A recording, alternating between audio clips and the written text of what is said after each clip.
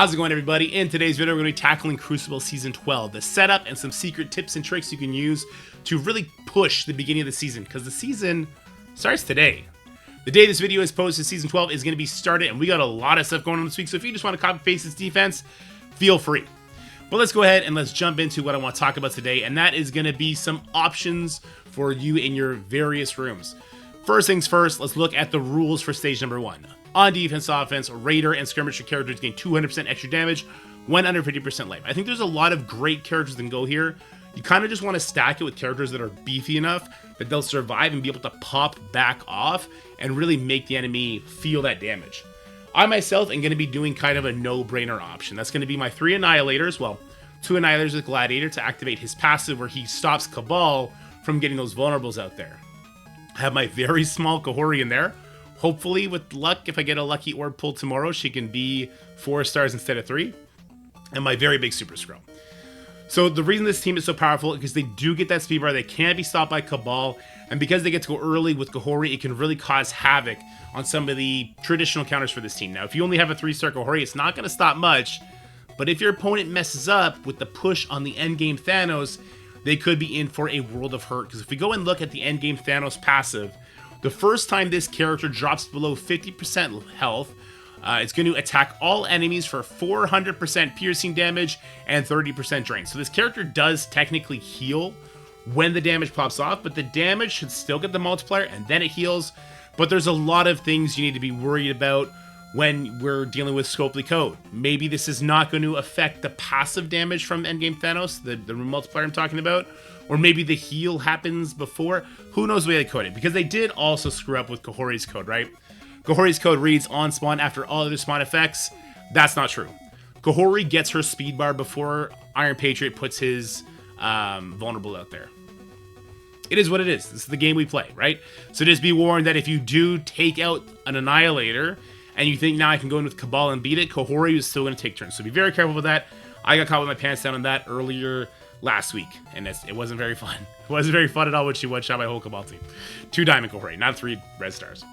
So there's a couple other options you can put in here, right? It talks about, like, beefy characters that somebody might underestimate. Like, if I throw Astral in here, like a really tough Astral, and somebody tries to budget counter it with, like, New Warriors or Superior 6 or something like that, those teams undoubtedly beat Astral. But sometimes, especially if we have big Strange or a big Ancient one, they just barely survive. And if we have a big Ancient one or a big Strange popping off with, say, the special from Strange or the ult or the special from Ancient one or even the Moondragon special, like, that character is gone with 200% extra damage. Like, that is a crazy damage multiplier. So you have some options. You can play around with it. I just want to lean into the endgame Thanos angle of it because that should be guaranteed if Scopely coded this properly. But let's move on to stage number 2, what you wish for. On offense and defense, all characters, when using an ultimate ability, generate 1 ability energy for each enemy. So, in this room, I'm going to be going with my Illuminati Odin. No Black Knight here. I'm saving my Black Knight to counter stage 1. Black Knight is great against Kahori and Skrull. We'll kind of briefly go over some counters for my rooms. I don't want to give the whole thing away because I'm going to be facing people with this defense later today. We'll go over some ideas. So no Black Knight here, but I do have Illuminati Odin. The thought process here is a lot of people are putting their Illuminati Odin on defense. Or they're pulling their Captain Britain off to deal with giant Kahoris. That's something they could do, but then they're going to struggle with my stage 2. They could do burn attacks to pull various abilities, but the second they do an ultimate, they're going to mess up with what their internal cooldown tracker is taking care of, right? So say they go in here with Superior 6 after a couple of burn attacks, and the Goblin does his ult, well, all of a sudden, maybe Hank is hitting his ultimate now, right? So he hits his ultimate, it does massive damage. Maybe then Black Panther Shuri's throwing her ultimate, Mr. Fantastic doing his ultimate. Like, these are giant damaging abilities. So I do think there is a world where there is mistakes that get made in this room after burn attacks because of that energy distribution. So that's why I'm throwing my Odin Illuminati here, but not with Black Knight. In fact, if I saw a Black Knight, I'm probably going to have to burn this team as well if I were to see it anyway, and just keep really close track of those cooldowns. It's going to be a tough room for sure. One thing that is kind of interesting here is that the cooldowns of Hanks are very, very low, right? So Hank's special is a 4-turn cooldown, and his ultimate is only a 6-turn cooldown. So if they do 2 burn attacks, he's almost likely to have his special up anyway. But if they do 2 burn attacks and they do ultimates along the way on accident, or just on the opening attack from the clear attempt, they do some ultimates, he could very conceivably get this back up. And I think that could put them in a world of trouble. Definitely. All right, moving on to stage number 3. What other teams can you put in there? I mean, any team that you think is going to get burned, so they're going to get other energies thrown at them. Like if you throw in a Mephisto team there, that'd be a good option, I suppose. But I actually think Mephisto's better in this next room when it rains. So when a positive effect is applied to a character, increase the duration of all positive effects on all allies by up to a maximum, by 1 up to a maximum of 3. So I'm actually just throwing my Night Stalker's Mephisto in there. This team is really just to try and pull 2 burn attacks. Because a lot of people are turtling now, and it does seem to be working by having Skrull, Odin, and Mephisto all on defense, this is kind of just an auto 2 burn. But if somebody does keep their Odin for offense, and they know how to cleverly 2-tap your Odin Illuminati, followed by Odin on your Mephisto, then you could be at a 1-loss deficit just by matchmaking. And I think stage 3 is going to kind of even that out because of what Mephisto's passive does, right, on the Empower. So Mephisto's Empower, he's going to be giving a bunch of buffs. I guess we should probably go to the Empower to actually see it. Bum, ba, bum, bum, bum, bum, bum, boom. So he's going to be giving, 2 turns of Safeguard, Defense up, Offense up, 3 Death Proof, and that's going to be getting extended by 1, right? Because of the When It Rains rule. So I think Mephisto is a good play here, and even when you don't have him, we're going to be getting buffs, or at least stealth and defensive buffs from, like, Agatha when our characters drop low. Now after 2 burn attacks, nothing's going to stop the enemy from clearing this room anyway, so we're not trying to get a non-clear here. We're just trying to really solidify Mephisto and the Night Stalkers holding on to 2 wins, and hopefully my new 2-diamond Mephisto will do just that. And that's it, guys. That's the end of this video because the next 3 rooms are trash. The next 3 rooms are garbage, guys. I don't know what to say. The first 3 rooms, like, the first room is interesting. The 2 after that are like, okay, but these are garbage. All right, so tech and skill characters. When basic is used, gain speed. With speed up at the end of turn, bury yourself for 20% of characters' max health. So, like, when I think about skill and tech characters, I guess we have, like, Spider Society? But if they're ever doing their basics, like, you're in trouble anyway, I guess they would get speed up from, or Pav would get speed up, so he would get buried. Like, who cares, though? Because if you ever throw in, you ever throw a Spider Society, a character that starts with speed up, like a Pav, like a terrible example because he's not either tech or skill, but like a 2099, well, they're just going to Superior 6 it. You're going to get wrecked, right? So I just don't see the value in this room yet, but I'm excited to be proven otherwise. For my part, I'm actually just going to be throwing my Orcus in here, but I'm going to be throwing it in with an Emma Frost. And the reason I'm throwing it with Emma Frost is because one of the main counters to the Orcus team and just absolutely smashes it is the Night Stalkers. The Night Stalkers, because they do go ahead and they flip the slow from Scientist Supreme, and because they get speed stat increase from Man-Thing and a little bit of speed bar, by the way, from Oath, they kind of kill your Orcus team before anything happens. So I'm throwing Emma in to throw a little cog in the wheel, but honestly, it's not going to do much. All she's going to do is non-mythic enemies cannot have their speed increase except by positive effects and rage. So they're not going to get the speed stat increase from Man-Thing, but they will get the speed up from Blade flipping the slow. I thought about throwing the other Emma in here as well over Omega Sentinel, so that, like, Scientist Supreme would put defense down out there. Lady Deathstrike should still go before the Blade because they have the same speed stat. Oath gives Blade 5% speed bar, so under this current setup, Blade's still going to go first. And he'll probably just kill everybody. And I'm probably just wasting my Emma here, and I should maybe keep her for offense. Maybe you should take that advice instead. I don't think putting M in here is going to be enough damage to deal with the Night Stalkers because you still got to go through that pre-taunt of the Man-Thing. I don't think there's anything that's going to make Orcus Night Stalkers proof here, or, Tangled Web plus Masters of Evil proof or Old Med Logan. Like, I don't think you're going to be doing that. But I just thought this would be a little bit cheeky. You just want to throw a new character in there. Hey, it's a 4.8 million power team. Maybe the number will scare people and they just won't do their attacks. That's the way to do it. But everyone around me has bigger numbers. Okay, the next team, 3 million power. I'm just doing an extreme team. I didn't even read the room because, again, it's nothing. On offense defense, city characters on dodge gain offense up. On successful hit, gain defense up.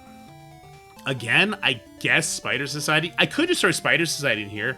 That's probably another option. Now, Spider Society does get absolutely whooped by a lot of the teams currently in rotation. And they'll get whooped by that, oh god, the Secret Defenders team, right? And they don't even need Strange, so somebody could still keep their Strange for their Astro team.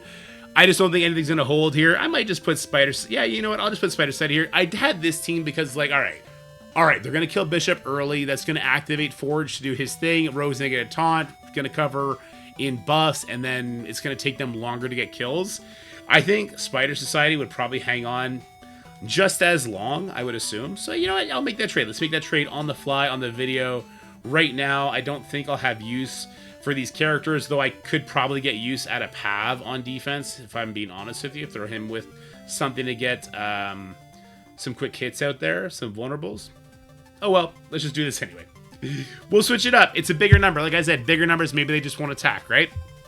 All right, and then, well, it's outing my last team already. So then we have on offense defense, hero symbiote characters count as villains. Like, that's cool. Okay, so like if somebody were to put something in defense here that I want to use Cabal against, I could throw in Void Knight. He's really fast. He counts as a villain. He can get them a crit. Great. And then drop to 50% life. All enemies flip negative status effects to positives, and allies flip their positive effects into negative effects. This is the Warp World Scourge. Now hear me out here. Why is there a bullet point? There's not so. I thought the Warp World Scourge was going to be separate from the hero symbiote part of it. Like, it should be. Like, what? Why? So, only if you have a hero symbiote will the Warp World affect, and only to the hero symbiote. So, don't do that. Because all you're doing is putting yourself at risk. Right? The only thing that can happen is your hero symbiote can get dropped and flip all your buffs. It's not like when you have a hero symbiote, you drop some enemy to 50%, they flip all their... Like, why? Why? So this room is a nothing burger. Absolutely. And so I'm just going to throw my Astral team at it. I threw Black Cat in there because here's my thinking. Black Cat will stop some speed characters from coming in and causing havoc. Like, stop a 2099 Tangled Web team from coming in here and doing anything like that. Stop like a Pav, I guess. He stops bio characters with speed up is all I'm trying to say, right?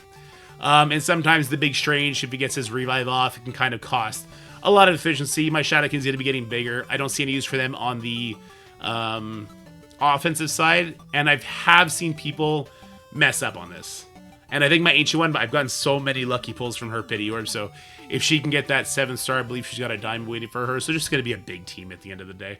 Those 3 last rooms, they're kind of just big teams, hope to sap some efficiency, and I think we're going to win or lose on matchmaking in stages 1, 2, and 3, and how you handle these teams. So that's my setup. If you want to know how I would handle this, I have a special team for stage 1 that does not include Black Knight, so I might throw Black Knight in somewhere else, or I might save him in case that team doesn't work. For stage 2, I'm definitely doing a burn attack followed by maybe Black Knight with Superior 6, because that would be very helpful in the worst case scenario, because I have seen Black Knight solo Odins, which is hilarious. Stage 3, I'm just doing 2 burn attacks. I'm not taking any crazy risks this season because I only held on. I think I was ranked 13 at the end of last season. I only held on to my ranking because I stopped taking risks, and that ended up kind of holding me, I believe, in rank 13. So that's the way I'm doing it, especially this week because we got a bunch of PvE events coming. We got the Frozen Dimension, and we got the Temporal something, or the Tyrannical, whatever it is, that second like Scourge-like thing. So I'm kind of just chilling this season, or this first week of the season, but I do think that this starting defense is going to get me a long way. I think it's going to cause my opponent some headaches, and boy, do I have some opponents. We got Bonsai, he's out for blood. Tupacalypse and Stock, you love those guys. Johnny Cray. I don't know KT, I don't know Del... Oh, it's Most Def. Oh, yeah, I know Most Def. So I got a lot of big names in my bracket, so it should be a fun one. But let me know about your defense. Let me know if you have any kind of secrets that you want to share with the community. If you know how to crush my defense. If I said something stupid, let us know in the comment section below so that we all are as well informed as possible. But for now, guys, stay happy, stay healthy, have fun, have yourselves a wonderful first day of your Crucible, and keep your eyes out for some Crucible gameplay videos where I will undoubtedly be turning beet red and beating up my kids' Lego toys. The Lego toys. Batman gotta get it. We haven't had to rebuild Batman in a while. Alright guys, have yourself a wonderful night, or day, sorry, and I'll talk to you soon. Bye for now. That's it for the video, guys. I hope you enjoyed it. If you did, make sure you like, share, and subscribe. Stay happy, healthy, have fun, and I'll see you in the next one.